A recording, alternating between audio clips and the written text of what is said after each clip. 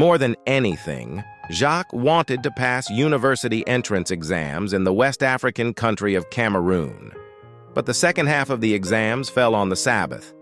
"I'm a Seventh-day Adventist," Jaques told the teachers who administered the exams on Friday and Saturday at a testing center just outside Cameroon's capital, Yaoundé. "I can't take my exams on the Sabbath." "Just come and take the exams," said one teacher. "You have to take them," said another. "No," Jaques said. "I want you to know that if you don't see me tomorrow, it's because I am in church." Some teachers saw it as a challenge.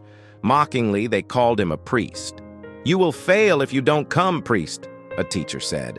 Jaques returned home. He had given his heart to Jesus in baptism a year earlier, and he was determined to honor the Lord of the Sabbath. He decided to fast and pray during the Sabbath hours. On Sabbath, he went to church instead of the testing center. After sundown, he returned to the center. No one was there. The exams had been given and the teachers had left. Jaques returned home. Early Sunday, he went back to the testing center. No one was there. He waited all day for someone to come. Early Monday, he went to the testing center again. No one was there. He sat down and waited. After a while, teachers arrived and began to hand out exam results. At midday, the director of the testing center asked the teachers how things were going. "Everything is fine except for the priest here," a teacher said, pointing to Jaques. The teacher explained that Jaques had refused to take his exams on Sabbath. "Let him take the exams now," the director said. "It's okay." Two teachers needed to administer the last two exams. The first, who taught English, brought out a textbook that Jaques had never seen before and told him to read from it. As Jaques stumbled over the words, the teacher mocked him, saying, "That's wrong. You know nothing. How will you pass?" "Ask me something else," Jaques said. "Please ask me anything else."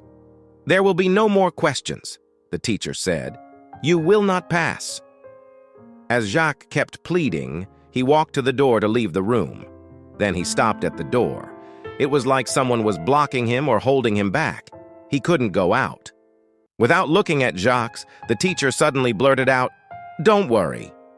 Then he was able to move, and he left. The next teacher was supposed to quiz Jaques on government, history, and geography. Instead, he said, "My gentleman of the Sabbath, what is the Sabbath?" Jaques took the question as an exam question, and he resolved that he would answer it well. "The Sabbath is in the Ten Commandments," he said, reaching for a Bible in his bag. The teacher stopped him. "Leave the Bible alone," he said. He said Jaques had been brainwashed, and government, history, and geography were much more important than religion. Jaques replied that he had studied the three subjects for a whole year and had learned nothing that was as important as religion. "Religion is a matter of conscience and can influence my whole life," he said. At that moment, another teacher entered the room. The first teacher told Jaques to leave. The exam was over.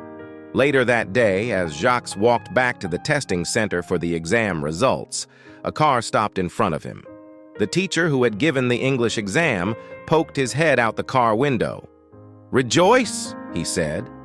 Jaques wondered if the teacher was mocking him again.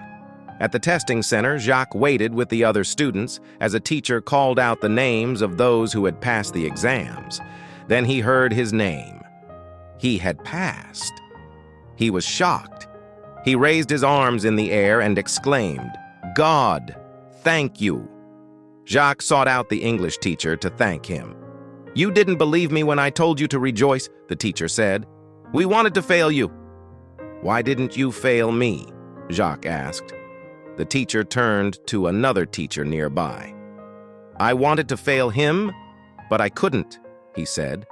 "I can't understand why I couldn't fail him." Jaques was amazed. He couldn't understand what had happened. All he knew was that God had heard his prayers. God had honored him for honoring the Sabbath. Jaques is now 56 years old, but he has never forgotten that day. "I have no doubt that I saw God," he says,